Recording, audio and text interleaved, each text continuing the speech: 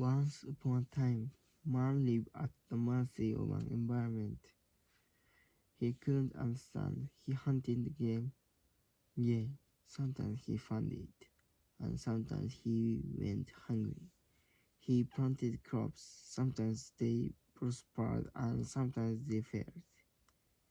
He sought out roots, berries, insects. Sometimes they were plentiful, sometimes scarce. He fell ill, sometimes he recovered, sometimes he died.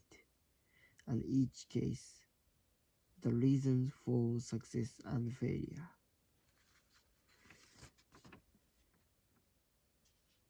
were beyond his comprehension.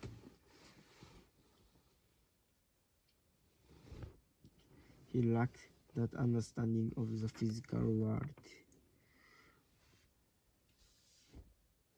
on which our present culture prides itself, whether in his way of life, with nobility or simply school. We are quite safe in pronouncing primitive man to be ignorant. Of course, he wouldn't feel that way, or if he did, he wouldn't admit it. And since the last person we ever admit anything to is ourselves in his own mind, he was perfectly happy that he knew all the answers. Occasionally he might want to consult his local wise man. Sometimes he might even travel to the next village, or even further, to look for help. But in general, he was secure in his conviction that the body of knowledge available to him was that the body of knowledge available to him was sufficient to account for everything that happened. Thus, the Pueblo Indians or New Mexico had no difficulty in accounting for a lack of rain. Someone must have made a mistake in performing the complex rituals of the lake dances.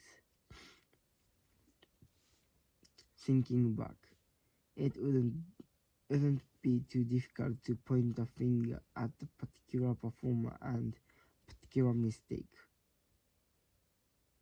Similarly, similarly,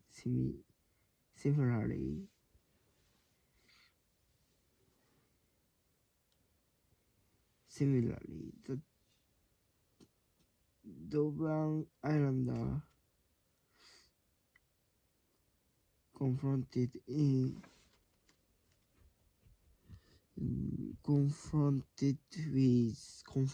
with the failure of his young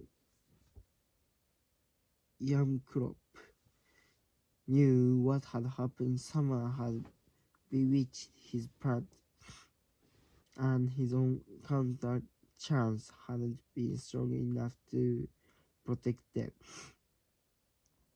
In our terms, of course, primitive man was killing himself.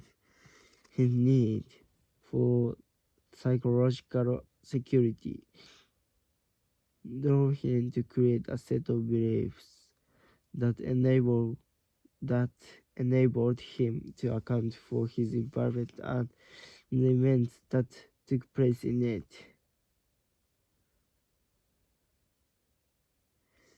His need for psychological security drove him to create a set of beliefs that enabled him to.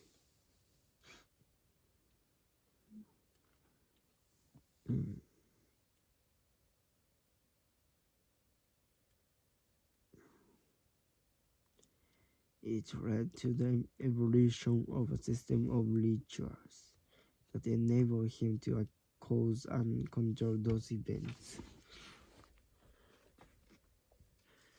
Today we are past all that. we are several centuries over the age of reason. Since science and technology present us with either the actuality or the promise of control over. We are several centuries into the age of reason. Science and technology present us with either the actuality or the promise of control over our environment. Perhaps we cannot yet stop us at the storm or control a flood, but we know why they happen and we can mitigate the disasters they cause. We cannot summon up rain, but at least on occasion we can create rain by the satisfactory mechanic method or dropping ice into a cloud. And with modern technology, we can lessen our dependence on the random benevolence of nature. Benevolence of nature. Benevolence of nature.